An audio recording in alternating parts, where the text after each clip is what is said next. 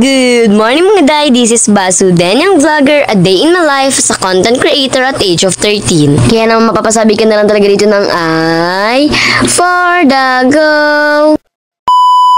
Ngayong araw nga po pala ay sobrang aga pa nga lang, tignan nyo naman at madilim pa nga sa labas, pero ito gising na nga kami. Ngayong araw na po kasi kami pupunta sa Calaguas, o diba sa wakas nakoloran na nga talaga yung matagal na naming drenowing. 6:30 pa nga po pala ang call time, pero ito madilim pa nga lang, ipapunta na nga kami para naman hindi nga kami mali. By the way, magkakasama nga po pala kami for today's video, ang buong pamilya, at kasama nga namin sila mama to for today. Maana muna nga po pala kami dito nga po pala sa may Mokong dahil andito nga po pala yung mga kasabay namin. At ayan, sasakay nga rin po pala kami dito nga po pala sa kotse para naman hindi nga talaga kami mahirapan dahil nga nakamotor nga na po pala sila dada. Kahit nga po pala sila Tito Iskay, kasama nga rin po pala namin at diba mai-enjoy talaga namin ang Calaguas for today. Pero syempre, thank you very much nga rin po pala kila Kuya Butchok dahil sila nga po ang nag-invite sa amin dun nga po pala sa Calaguas. Sigurado nga ako na kung hindi pa nga kami in-invite siguro hanggang ngayon drawing pa rin yung Calaguas namin. By the way, dun na nga po pala kami dumiretso sa may Minaugan Port dahil dun nga po pala kami mismo sasakay. Hinanap lang nga po pala namin din yung mismong lugar nga po pala nila Kuya Butchok at habi nga raw po pala doon nga raw po pala kami dumiretso sa may malawak na parking. At bumili na rin nga po pala kami dito nga po pala nito nga po pala mga pambalot ng cellphone para naman kahit papano safe nga ang cellphone natin. By the way, nang dumating na nga po pala kami sa may mismong port, syempre mag-aasikaso na kami ng sarili namin dahil tatawid na nga po pala ng dagat. Calaguas Super Express nga po pala ang pangalan ng travel and tours nga po pala nila Kuya Butchok. May mga kasabay nga rin po pala kami nasasakay nga po pala sa bangka papunta nga po palang Calaguas. Sa mga gusto nga talaga pumunta ng Calaguas, wag kayo mag-alala dahil nga sobrang lawak ng parking nila dito. Kaya naman kahit nga talaga motor, tricycle, o kaya naman nga napakalalaking 4 wheels, kasyang-kasya. Nagbalot na rin nga po pala kami yan, ito nga po pala mga gamit namin para nga raw talaga safe at para hindi nga raw po pala mabasa. Huwag kayo mag-alala kung wala naman nga po pala kayo mga nadala nga po palang plastic, meron naman nga po pala dito mga nagbebenta. And syempre for the sunscreen na rin ng mga person para naman kahit papano laban-laban yung mga kutis namin sa initan. Aba Diyos ko, sana nga lang talaga tumalab nga itong sunscreen namin na baka nga talaga mamaya isunog rin naman kami. By the way, palis na nga po pala kami sa mga oras na yan. Naghahakot na rin nga po pala dyan ng mga gamit. Papunta nga po pala dun sa bangka na sasakayan namin. Malaki naman nga po pala yung bangka na sasakayan namin. Kaya naman kahit gaano pa nga kami karami, kayang-kaya nga talaga. Tignan nyo naman nga at pagkasakay nga namin, ipinapasuot na nga kami agad dito nga po pala mga life jacket para nga raw talaga maging safe ang pagbiyahe. Isa nga po pala sa kagandahan ng kanilang travel and tours, talagang safe na safe ka nga talaga kahit anong mangyari. Sinuot ko na rin nga dyan ito nga po palang life jacket ko dahil meron nga po pala dito nag-check nga po pala kung halos lahat nga talaga kami nakasuot na nga ng life jacket. Kine-check nga rin po pala nila bago umalis kung ayos nga ba talaga yung pagkasuot namin kasi baka mamaya mabilis naman matanggal. By the way, sa mga oras nga po pala na napaalis na rin nga po pala kami kaya naman kanya-kanyang video na nga dahil sobrang ganda ng view. Nandito pa nga lang kami. Wala pa man lang nga kami sa Calaguas, wala pa man lang nga kami sa kalagitnaan ng dagat pero grabe sobrang ganda na nga talaga ng mga view. O diba, sobrang bongga dahil nagbabiyahe pa nga lang kayo pero parang busog na busog ka na nga talaga sa sobrang ganda ba naman ng mga view dito. Tapos nakakatuwa pa nga talaga dahil for the sigoong mga person kapag nga talaga meron tumatalsik sa amin na tubig. O diba naman, nagsama-sama pa talaga ang mga OA. Nung malapit na nga kami sa Calaguas, tignan nyo naman at grabe, sobrang gaganda ng mga bundok dito na para bang gusto mo na lang isa-isaing akyatin yan. Sobrang sarap nga talaga matulog sa biyahe. Tignan nyo naman itong si Baby Storm. Hanggang ngayon nga, tulog na tulog pa rin nga talaga. At ayan nga po pala si Kuya Butchok. By the way, kasama nga po pala namin yan sa lahat nga talaga ng pinupuntahan namin. Grabe, nung malapit na nga talaga sa Calaguas, tignan nyo naman nga at paganda na nga talaga ng paganda ang kulay ng tubig. At ayan, habang naka-stop nga po pala ito nga po palang bangka, nagpa-picture na muna nga ako dahil nga sayang naman yung magandang view dito sa may tubig. O diba, para na rin nga talaga nakasakay sa kayak ang atake ng picture natin for today. Bale yan, pagkarating nga po pala, syempre bumaba na rin nga po pala kami at grabe, sobrang dami nga talaga nakaalalay dito dahil nga medyo nakakatakot talaga bumaba baka kasi bigla ka na lang matumba. Pagkarating nga po pala namin, diniretso na nga po pala kami dyan nila Kuya Butchok dito nga po pala sa cottage nga po pala na pag-i-stayan namin. At ayan, pagkarating naman nga po pala namin na syempre nagsikain na rin nga po pala kami dahil mga gutom na rin nga talaga ito, medyo nakakapagod kasi sa biyahe. Samahan niyo na muna nga ako kumain for today's video pero bago ang lahat, i-update ko kaya nabibitinin ko na muna kayo sa aking vlog for today. Kung gusto nyo nga rin po pala makapunta sa Calaguas, i-message nyo na nga po pala agad-agad ang Calaguas Super Express. By the way, this is owned and managed by Kuya Adriano de los Santos aka Kuya Butchok. Ang kanyang maganda at napakasipag na asawa na si Ate Agnes de los Santos. Huwag po kayong mag-alala dahil nga sobrang maalaga sila, busog ka na sa view at syempre bubusugin ka pa nila sa masasarap na foods na ihahain nila. Kaya naman abangan nyo na nga lang po pala yung full details and mga kaganapan sa next vlog.